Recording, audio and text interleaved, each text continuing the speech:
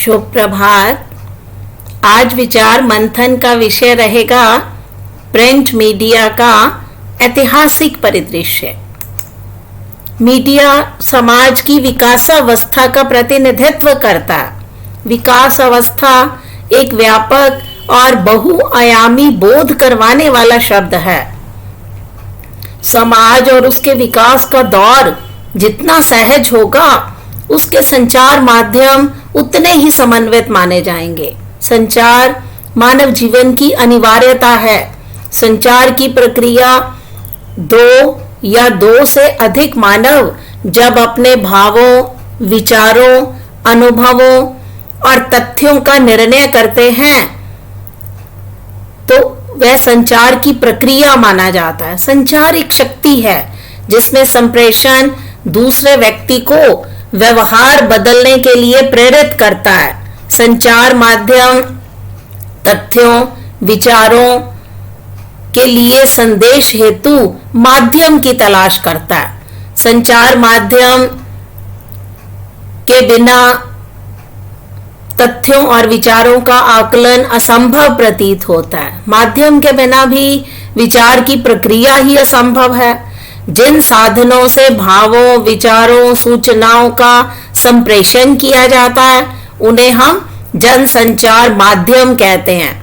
किसी भी सूचना या विचार का संचार जब मुद्रित रूप में किया जाता है तो उसे प्रिंट मीडिया कहा जाता है। प्रिंट मीडिया एक ऐसा संचार माध्यम है जिससे सूचना प्रौद्योगिकी में रचनात्मक भूमिका का निर्वाह किया है। जनसंचार माध्यमों का समृद्ध इतिहास रहा है, जिसका उल्लेख भोजपत्रों के रूप में, कदली पत्रों के रूप में, ताम्र पत्रों के रूप में मिलता है। वर्तमान युग में अगर संचार क्रांति का युग माना जाए तो अतिशयोक्ति नहीं होगी।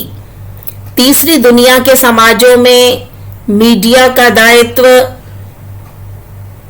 केवल सूचना या मनोरंजन देना नहीं है, अपितु जनता की विवेचनात्मक शक्ति को समृद्ध करना है।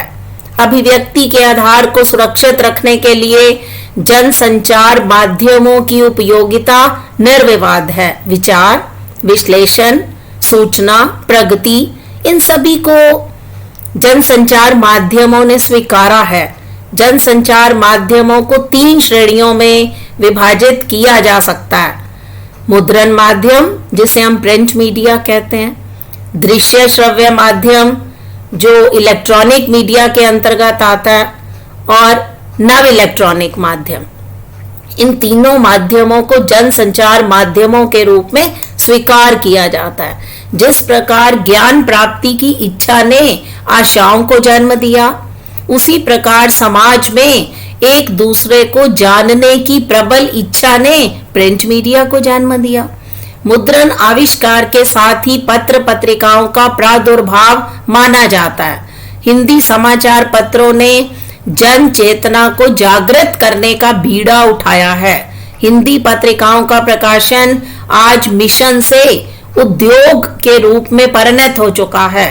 प्रिंट मीडिया में पत्र पत्रिकाएं, इनके अतिरिक्त विज्ञापन पट, सूचना पट, पत्रक, प्रदर्शन पटल, पथ प्रदर्शक आदि उपकरणों को स्वीकार किया जाता है। इनका विवरण अगली वीडियो में करेंगे, लेकिन आज विचार मंथन का विषय रहेगा प्रिंट मीडिया के ऐतिहासिक परिदृश्य का अवलोकन।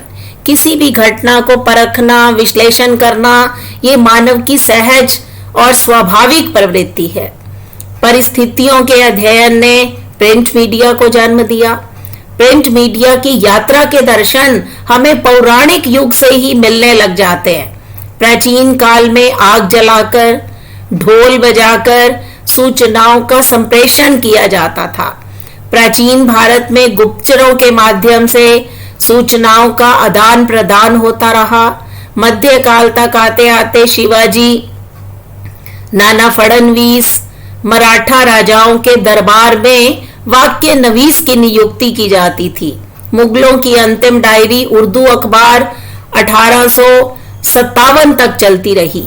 जो कि मुद्रण कला के इतिहास पर अगर गौर किया जाए तो पुरातत्व की खोज ईसा की दूसरी शताब्दी में ही हो चुकी थी।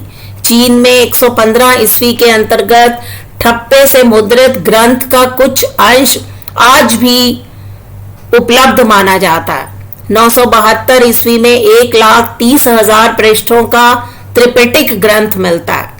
ऐतिहासिक परिदृश्य पर अगर मैं विचार करूं तो विभिन्न देशों में पुर्तगाल में 1544, फ्रांस में 1466, इंग्लैंड में 1477 में मुद्रण का ऐतिहासिक परिमाण मिलता है। भारत में मुद्रण को स्थापित करने का श्रेय पुर्तगालियों को जाता है, जिन्होंने ईसाई धर्म के प्रचार के लक्ष्य से गोवा के अंतर्गत 1560 ईस्वी में मुद्रण कला को समृद्ध किया। इसके बाद भारत में 1559 में मुंबई के अंतर्गत 1772 में मुद्रण प्रेस की स्थापना हुई। मुद्रण कला के इतिहास में 29 जनवरी का दिन स्वर्णिम दिवस के रूप में जाना जाता है। विलियम बोल्ट ने 666 में जो मुद्रण का बीज बोया था वो 1380 तक आते आते बंगाल गजट के रूप में, जो कि ईस्ट इंडिया कंपनी के कर्मचारी जेम्स हिक्की गजट के नाम से विख्यात हुआ। बाद में Indian gazette, Bengal general, Indian Holland आदि पत्रों का प्रकाशन हुआ।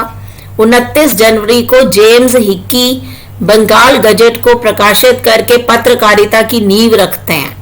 इसके बाद राजा राम मोहन राय जी के प्रयास से 1818 में बंगाल गजट और 1821 में संवाद कौमुदी नामक पत्र प्रकाशित हुआ।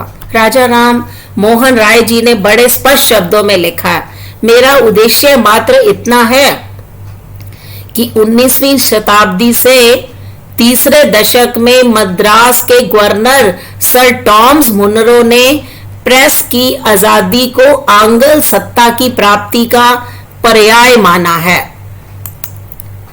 हिंदी पत्रकारिता का उद्भव अगर भारत में गौर से पर्यवसित किया जाए तो भारत का प्रथम समाचार पत्र उदंत मार्तंड माना जाता है, जिसके प्रकाशन का श्रेय पंडित जुगल किशोर शुक्ल जी को जाता है। जुगल किशोर जी ने मार्तंड प्रेस की स्थापना करके हिंदी पत्रकारिता को जन्म दिया।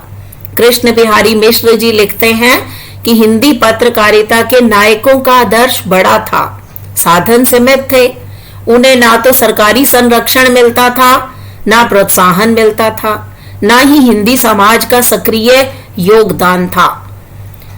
उदंत मार्तंड की अल्पकालिक सफलता ने पंडित जुगल किशोर जी को सामदंड मार्तंड पत्र निकालने के लिए प्रेरित किया।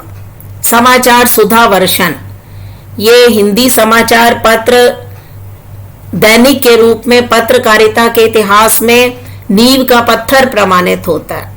बाबू श्याम सुंदर दास जी के संपादकत्व में यह पत्र प्रकाशित हुआ। इस युग की अन्य पत्र पत्रिकाओं में बनारस समाचार, भारत दर्पण, भारत भूषण, भारत मित्र, हिंदी प्रदीप आदि में स्वाधीनता की कामना प्रज्वलित हुई। भारतेंदु हरीशचंद्र जी ने गद्य पद्य में नवीन चेतना लाने के लिए काशी से कवि वचन सुधा पत्र निकाला, फिर जो कि हरीशचंद्र मैगजीन पत्रिका भी निकाली, जो कि एक वर्ष बाद हरीशचंद्र चंद्रिका के रूप में परिणत हो गई। आधुनिकता के जन्मदाता भारतेंदु ने बाल बोधिनी नामक पत्रिका का प्रकाशन भी किया। कपिल देव जी इस बारे में लिखते हैं कि भारतेंदु ने पत्र पत्रिकाओं का द्वारा हिंदी का बहुविध प्रचार प्रसार किया। उनके प्रभाव से तत्कालीन हिंदी जगत पत्र पत्रिकाओं से भर गया। हिंदुस्तान पत्र को विस्तार देने में रामपाल सिंह, गोपाल राम गहमिरी, बाल मुकुंद गुप्त, राम प्रसाद, शिव नारायण आदि लेखकों ने महती भूमिका निभाई। इस पत्र ने भारत के सांस्कृतिक मूल्यों का संरक्षण करने में प्रहरी का काम किया। द्विवेदी युग तक आते आते पत्रकारिता में नवीन चेतना का विकास होने लगा। आचार्य महावीर प्रसाद द्विवेदी ने सरस्वती पत्रिका के माध्यम से हिंदी भाषा का परिष्करण और परिमार्जन किया।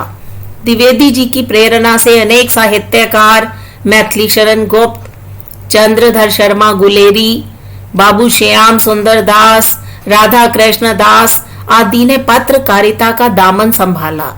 इस संदर्भ में वासुदेव सिंह जी लिखते हैं कि हिंदी पत्रकारिता के मार्गदर्शक धीरे धीरे हिंदी साहित्य को समुन्नत करने लगे।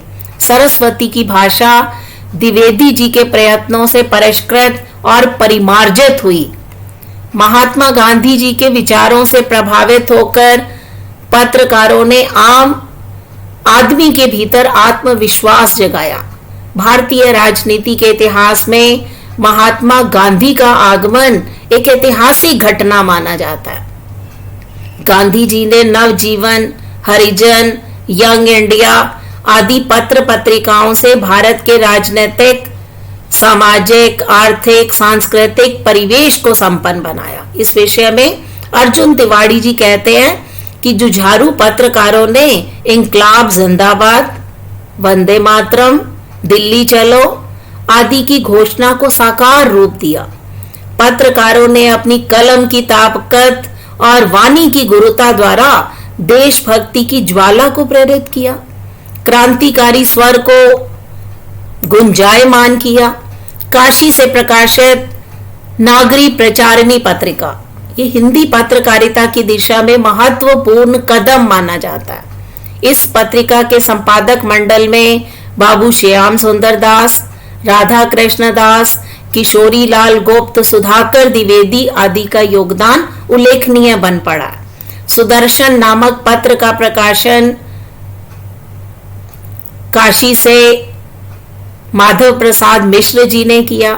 फिर कृष्णकांत मालवीय के संपादकत्व में मर्यादा नामक पत्रिका प्रयाग से छपी। फिर इसी युग में अल्मोड़ा अखबार, बिहार बंधु, भारत बंधु, आनंद कदम्बिनी, प्रभा खंडवा, प्रताप, समालोचना, इंदु आदि पत्र पत्रिकाएं प्रकाश में आई। माखनलाल चतुर्वेदी जी के संपादकत्व में करमवीर पत्र का प्रकाशन हुआ। समन्वय पत्र के प्रकाशन में निराला जी की प्रतिभा निखर कर आई। साहित्यिक पत्रों में माधुरी, चांद, सुधा, हंस का अग्रगण्य स्थान माना जाता है, जिसके संपादक मंडल में महादेवी वर्मा, दुलारे लाल, मुंशी प्रेमचंद जी की प्रतिभा निखरती चली गई। दिल्ली से दैनिक नव भारत का प्रकाशन 1947 में हुआ। आजादी के बाद खोजपूर्ण पत्रकारिता की दृष्टि से जनसत्ता का विशेष नाम सामने आया। हिंदू संस्कृति के प्रचार प्रसार में नागपुर से युग धर्म की सक्रिय भूमिका रही। जालंधर से पंजाब केसरी का प्रकाशन हुआ, जिसके आदि संपादक लाला जगत नारायण रहे। 1950 में टाइम ऑफ इंडिया समूह की धर्म युग पत्रिका का प्रकाशन हुआ, जिसके प्रधान संपादक इलाचंद्र जोशी का नाम हस्ताक्षर माना जाता है। 1956 में राजस्थान पत्रिका का संपादन जयपुर से हुआ। 1958 में दैनिक भास्कर भोपाल से प्रकाश में आया। अगेय के संपादकत्व में दिनमान ने हिंदी पत्रकारिता को नवीन ऊंचाइयों का संस्पर्श करवाया। तो पत्रकारिता के क्षेत्र में अखबारों के कई संस्करण, नई तकनीक और यातायात के साधनों की सुलभता के कारण नगर और ग्रामीण संस्करण प्रकाशित होने लगे। भारत में समाचार सेवा के लिए गूगल, याहू, ब्लॉग, प्रहरी, एनडीटीवी, प्रभा साक्षी आदि अनेक वेबसाइट हैं जो समाचार सेवा का कार्यभार संभाले हुए हैं। वेब मीडिया ने प्रिंट मीडिया को नया क्षितिज प्रदान किया। हिंदी पत्र पत्रिकाओं के उतार चढ़ाव का सामना करते हुए भाषा और विषय को परिपक्व करते हुए सशक्त उपस्थिति दर्ज की है। वर्तमान परिवेश में प्रेस का दायरा जितना विस्तृत होगा, प्रिंट मीडिया की महत्ता उतनी ही व्यापक बनेगी।